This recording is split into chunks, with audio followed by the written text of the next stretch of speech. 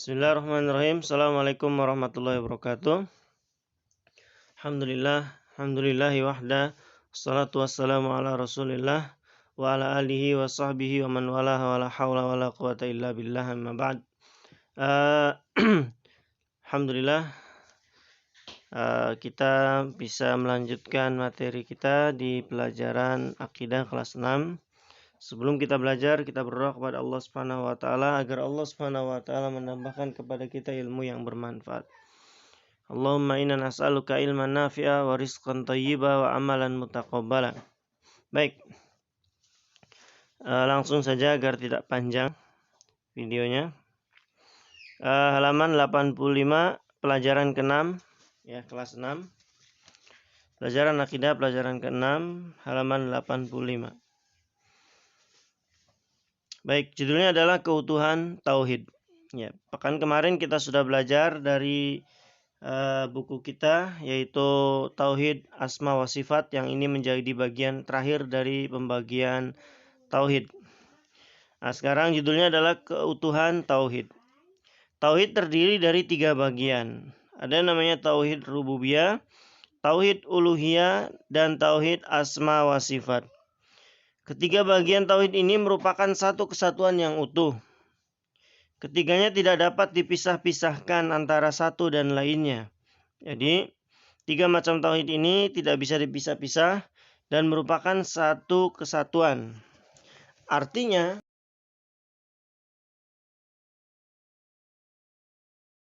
bagian saja dan mengabaikan bagian yang lain, maka orang tersebut belum dikatakan mentauhidkan Allah secara benar.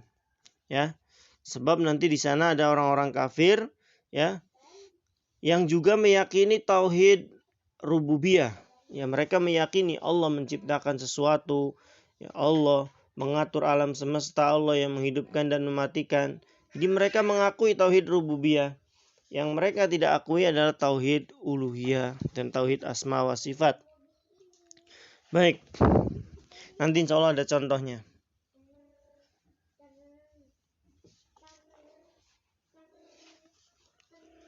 Contohnya seorang mentauhidkan Allah dalam rububiyahnya dengan meyakini bahwa Allah sebagai pencipta, pemberi rizki, menghidupkan dan mematikan. Akan tetapi ia tidak mentauhidkan Allah dalam uluhiyahnya. Tidak mau dia menyembah Allah. Tapi kalau ditanya siapa yang menciptakan, memberi rizki, mereka akan menjawab Allah. Siapa yang menghidupkan dan mematikan, mereka akan menjawab Allah. Tapi giliran mereka suruh mentauhidkan Allah, tauhid uluhiyah, beribadah hanya kepada Allah, mereka nggak mau. Seperti yang dilakukan orang kafir, ya. Akan tetapi ia tidak mentauhidkan Allah dalam uluhiyahnya. Misal ia suka berdoa dan meminta-minta kepada selain Allah Subhanahu wa taala, minta kepada kuburan, menyembelih hewan untuk dipersembahkan kepada arwah-arwah tertentu, ya.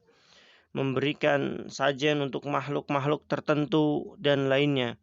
Oleh karena itu bukanlah orang yang bertauhid, melainkan orang yang melakukan perbuatan syirik sekalipun ia meyakini rububiyah Allah. Ya, walaupun dia mengakui bahwasanya Allah yang menciptakan dia, tapi dia nggak mau beribadah kepada Allah.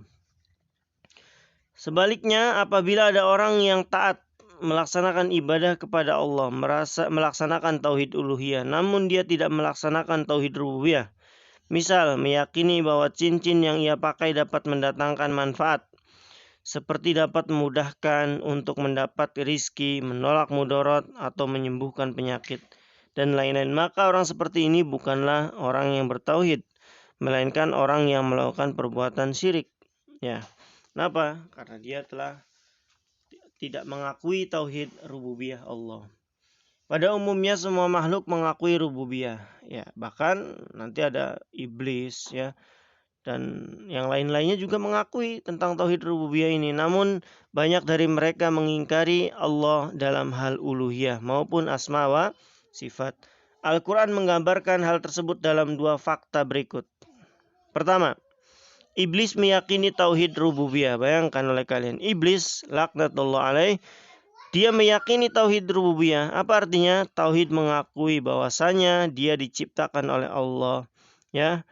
Dia adalah hambanya Allah dan Allah adalah Tuhannya dia, ya. Allah abadikan di dalam beberapa surat, ya. Dari surat Shad 75-78. Allah berfirman, "Hai iblis, apa yang menghalangimu untuk sujud kepada Adam yang telah kuciptakan dan kedua tanganku? Apakah kamu menyombongkan diri atau kamu merasa termasuk golongan yang lebih mulia?" Iblis menjawab, "Aku lebih baik daripada Adam. Lihat, karena engkau ciptakan aku dari api." Itu lihat. Iblis tahu dia diciptakan oleh Allah. Dia bilang, "Engkau ciptakan aku dari api." Jadi iblis mengakui tauhid rububiyah, ya, bahwasanya Allah yang menciptakan iblis. Sedangkan dia engkau ciptakan dari tanah, kata iblis. Allah berfirman, "Kalau begitu keluarlah kamu dari surga. Sungguhnya kamu adalah makhluk yang terkutuk. Sungguhnya kutukanku ini akan terus menyertaimu sampai hari pembalasan." Iblis berkata lagi, ya, yang Allah abadikan dalam firman-Nya, ya. Kalau Al-Qur'annya sih ini firman Allah Subhanahu wa taala, Allah hanya menghikayatkan ucapan iblis. "Wahai Robku," wah, iblis mengakui Allah adalah Robnya. "Wahai Robku, berilah tangguh aku sampai hari mereka dibangkitkan." Jadi iblis mentauhidkan Allah dalam rububiyah, tapi iblis nggak mau beribadah kepada Allah. Dia menentang Allah, ya, karena dia menolak perintah Allah. Jadi dia nggak mau beribadah kepada Allah. Dari keempat ayat di atas disimpulkan, yang pertama, iblis meyakini bahwa Allah adalah Maha Pencipta. Yang kedua, iblis meyakini bahwa Allah adalah Rob. Terbukti dia menyapa Allah dengan berkata, "Robbi," wahai Tuhanku, wahai Robku. Iblis meyakini hari kebangkitan.